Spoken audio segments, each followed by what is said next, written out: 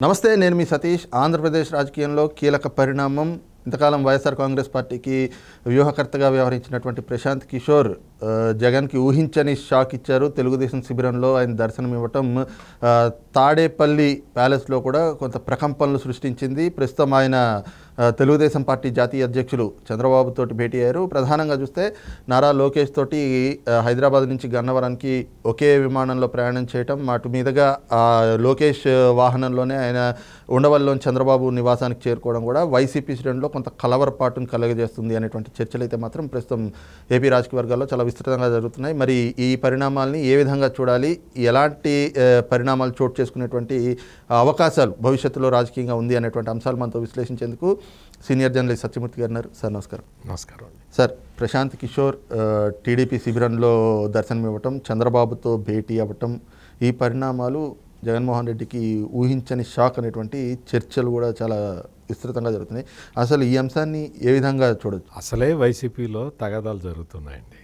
వాళ్ళు టికెట్లు కొంచెం అతి తెలివిగా ఆలోచించి టికెట్లు మారుస్తున్నారు. అంటే సిట్టింగ్ ఎమ్మెల్యేలని అటు మార్చటం, అందరినీ డ్రాప్ చేయటం, ఈ పనులు చేస్తుండటంతో వైసీపీ మొత్తం కూడా అల్లకల్లోలంగా ఉంది. అంటే ఎవరికి టికెట్ వస్తుందో తెలీదు, ఎవరికి రాదో తెలీదు. జగన్మోహన్ రెడ్డికి చాలా సన్నిహితంగా ఉండి తెలుగుదేశం నాయకుల మీద ఏ కేసు కావాలంటే ఆ కేసు పెట్టిన ఆళ్ల రామకృష్ణారెడ్డికే టికెట్లు దిక్కులేదు. ఒక్క దీంతో ఎలగొట్టారు పక్కకి. అంటే ఆళ్ల రామకృష్ణారెడ్డికి మంత్రి పదవి కూడా ఇస్తానన్నాడు జగన్మోహన్ రెడ్డి. అటువంటి ఆళ్ల రామకృష్ణారెడ్డికే పార్టీలో దిక్కు దివాణం లేకపోతే ఇంకా మిగిలిన ఎమ్మెల్యేల పరిస్థితి ఎట్లుంటుందో వాళ్ళకి అర్థమైపోయింది ఈ పాటికే. వాస్తవం. ఆ మంత్రులని మార్చేస్తున్నాడు కదా. చాలామంది మంత్రులకి వాళ్ళ ఓన్ నియోజకవర్గం కాకుండా తీసుకెళ్లి జిల్లాలు కూడా మార్చి టికెట్లు ఇస్తున్నాడు.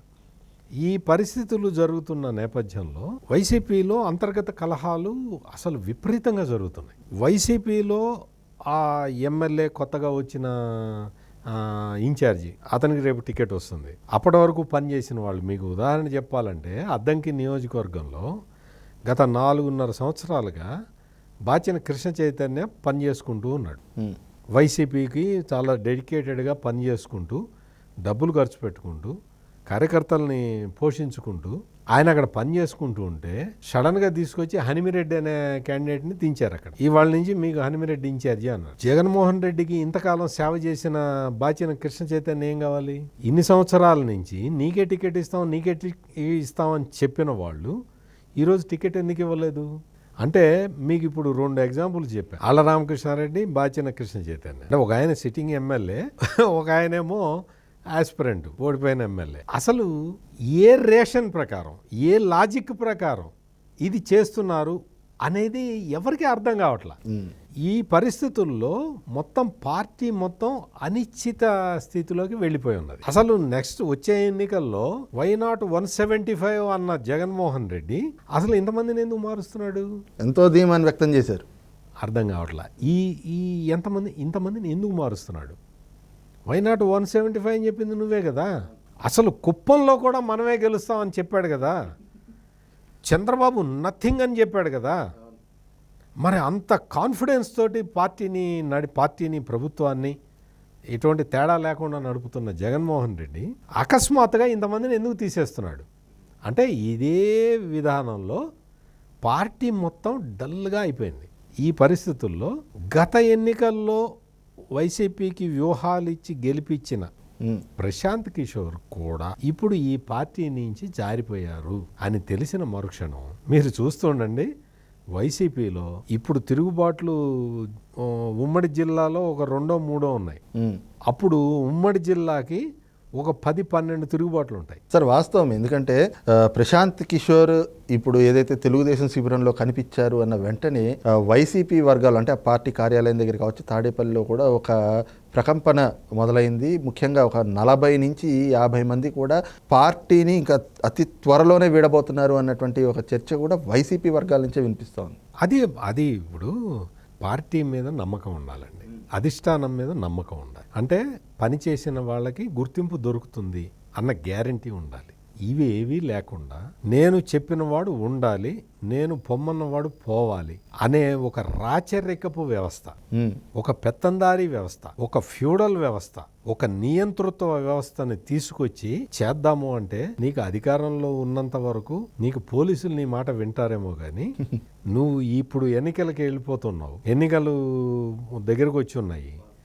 ఈ పరిస్థితుల్లో నువ్వు పార్టీలోనే నీ మీద కాన్ఫిడెన్స్ లేకుండా నువ్వు చేసుకుంటున్నావు అంటే దీన్ని ప్రశాంత్ కిషోర్ చూసి, అంటే ప్రశాంత్ కిషోర్ని చూసి భయపడాల్సిన పని లేని స్థితిలో వై నాట్ 175 అనే స్థితి నుంచి ప్రశాంత్ కిషోర్ చంద్రబాబు నాయుడుతో భేటీ అయ్యాడు అన్న వార్త తెలియంగానే భయపడుతున్నావు అంటే నీ పార్టీ వ్యవస్థ ఎట్లా ఉంది, నీ మేనేజ్మెంట్ ఎట్లా ఉంది, నువ్వు ఇప్పటివరకు చేస్తున్న పనులు ఎట్లా ఉన్నాయి అనేది ఈ ఒక్క సంఘటనతోటి వైఎస్ఆర్ కాంగ్రెస్ పార్టీ అనేది ఒక గాలి తీసేసిన బెలూన్ లాగా తయారైపోయిందని మనం ఖచ్చితంగా చెప్పాలి. అయితే ప్రధానంగా ఈ ప్రశాంత్ కిషోర్ తెలుగుదేశం శిబిరంలో దర్శనం ఇవ్వటం అనేటువంటి అంశం వెనకాతల నారా లోకేష్ చక్రం తిప్పారు. మరి ముఖ్యంగా చంద్రబాబు గారి అరెస్ట్ తర్వాత ఆయన ఢిల్లీకి వెళ్ళారు. అక్కడ న్యాయ పోరాటం చేస్తున్న క్రమంలోనే ఈ పరిణామాలన్నీ చోటు చేసుకున్నాయి అనేటువంటి ఒక చర్చ కూడా జరుగుతోంది. ఇందులో ఎంతవరకు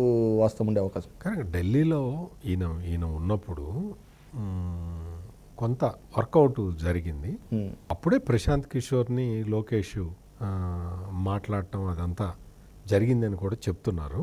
అప్పుడే అంతకు ముందరే ప్రశాంత్ కిషోర్ జగన్మోహన్ రెడ్డి తీసుకుంటున్న నిర్ణయాలు, చేస్తున్న పాలన మీద తీవ్రమైన అసంతృప్తి వ్యక్తం చేశాడు. అసలు ఈ పాలన ఇదేంటి పాలన, నేను గెలిపించిన ప్రభుత్వం ఇంత దరిద్రంగా ఉందేంటి అని చెప్పి ప్రశాంత్ కిషోర్ ఆశ్చర్యం వ్యక్తం చేశాడు.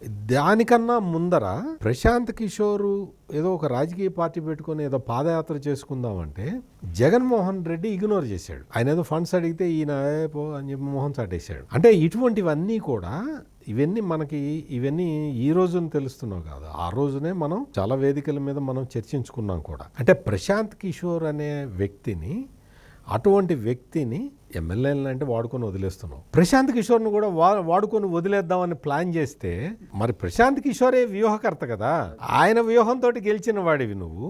మరి నువ్వు ఒక వ్యూహం వేసుకొని ఆయన్ని బలిపశువుని చేద్దాం అనుకుంటే ఎట్లా? అంటే జగన్మోహన్ రెడ్డి ఏంటి అంటే వాడుకొని వదిలేద్దాం అన్న పాలసీ మీద రాజకీయం చేస్తున్నాడు. ఇందాక మీకు చెప్పిన 2 ఎగ్జాంపుల్స్ కూడా అదే. ఎమ్మెల్యేలు ఆళ్ల రామకృష్ణారెడ్డి, బాచిన కృష్ణ చైతన్య వాడుకొని వదిలేసాం. అట్లాగే ప్రశాంత్ కిషోర్ను కూడా వాడుకొని వదిలేశాడు. ప్రశాంత్ కిషోర్ తన నిర్ణయం తను తీసుకున్నాడు. అసలు ఇంకొక విషయం ఏంటి అంటే మొత్తం ఆంధ్రప్రదేశ్ మొత్తంలో జగన్ వ్యతిరేక పవనాలు వీస్తున్నాయి, చంద్రబాబు నాయుడు అనుకూల పవనాలు వీస్తున్నాయి. చంద్రబాబు నాయుడు వస్తేనే ఈ రాష్ట్రానికి దిక్కు దివాణం అనేది ఒక ఖచ్చితంగా ఒక నిర్ణయానికి వచ్చున్నారు ప్రజలు. సమైక్య ఆంధ్ర నుంచి ఆంధ్రప్రదేశ్ రాష్ట్రం ఏర్పడ్డ తర్వాత ఈ రాష్ట్రాన్ని నిర్మించగలిగిన వ్యక్తి, అన్ని శక్తి సామర్థ్యాలు చంద్రబాబు నాయుడికే ఉన్నాయి అని అనుకొని ప్రజలు గెలిపించారు. ప్రజలు గెలిపించినందుకు బదులుగా ఆయన పోలవరం కట్టేశాడు, 73% పోలవరం కట్టేశాడు. అమరావతి రాజధానిని చేసేసి ఆయన దాదాపుగా నిర్మాణం పూర్తి చేశాడు. పరిశ్రమలు తీసుకొచ్చాడు, ఐటీ ఇండస్ట్రీకి హబ్బుగా విశాఖపట్నాన్ని మార్చాడు. కియా మోటార్స్ దగ్గర నుంచి అన్ని రకాల పరిశ్రమలు, అంతర్జాతీయ విశ్వవిద్యాలయాలను తీసుకొచ్చి అమరావతిలో పెట్టాడు. ఇవన్నీ పెట్టిన తర్వాత ప్రజలు మాకు జగన్మోహన్ రెడ్డి మీద వ్యామోహంతో, ఒక ఆర్థిక నేరాలు చేసిన వ్యక్తి మీద ఒక వ్యామోహంతో జగన్మోహన్ రెడ్డి వైపు వెళ్ళిపోయారు. దాంతో ఈ రోజున ఏమైంది అంటే ఆంధ్రప్రదేశ్ విభజన పరిస్థితుల కన్నా మరింత అధ్వాన్నంగా తయారైంది. ఇప్పుడు మళ్ళీ రీబిల్డ్ చేసుకోవాల్సిన పరిస్థితి ఏర్పడ్డది. ఆ రీబిల్డ్ చేసే కెపాసిటీ ఉన్న వ్యక్తి చంద్రబాబు నాయుడు అని ఇప్పుడు రాష్ట్ర ప్రజలందరూ నమ్ముతున్నారు. ఈ దశలో ప్రశాంత్ కిషోర్ కూడా చంద్రబాబు నాయుడు వైపు రావటం, చంద్రబాబు నాయుడుతో మాట్లాడటం అనేది ఈ వైసీపీకి అసలు మింగుడు పడని అంశము.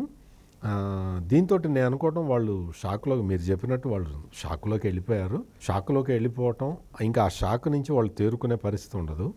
ఎందుకంటే పార్టీలో అంతర్గతంగా తిరుగుబాటు వచ్చింది, ప్రజల నుంచి తిరుగుబాటు వచ్చింది. ఇప్పుడు ప్రశాంత్ కిషోర్ లాంటి వ్యూహకర్త కూడా పక్కన లేకపోతే ఆ పార్టీ మొత్తం కుదేలైపోవటం ఖాయం. రైట్, ఇది చూస్తున్నాం కదా. ముఖ్యంగా సొంత పార్టీ నుంచి, ప్రజల నుంచి తీవ్ర తిరుగుబాటుని ఎదుర్కొంటున్నటువంటి జగన్మోహన్ రెడ్డి లేదా వైఎస్ఆర్ కాంగ్రెస్ పార్టీ మునిగిపోయేటువంటి నావా అన్నటువంటి అంశం ప్రశాంత్ కిషోర్కి అర్థమైంది. అందుకే ఎన్ని హెచ్చరికలు చేసినా, ఎన్ని నివేదికలు ఇచ్చినా జగన్మోహన్ రెడ్డి తన మొండి వైఖరిని కొనసాగిస్తుండడంతో ఈరోజు ఆయన ఆ పార్టీతో ఉన్నటువంటి సంబంధాలు కూడా తెంచేసుకుని బయటకు వచ్చినటువంటి పరిణామాలకు దారితీసింది. ఈ క్రమంలోనే ప్రశాంత్ కిషోర్ ఈ రోజున తెలుగుదేశం శిబిరంలో దర్శనమివ్వటం అనేటువంటిది కూడా జగన్మోహన్ రెడ్డికి, ఆ పార్టీ నాయకులకు కూడా మింగుడు పడినటువంటి అంశంగా పరిణమించింది అన్నటువంటి అభిప్రాయాన్ని సీనియర్ జర్నలిస్ట్ సత్యమూర్తి గారు వ్యక్తం చేస్తూ ఉన్నారు. Thank you. నమస్కారం.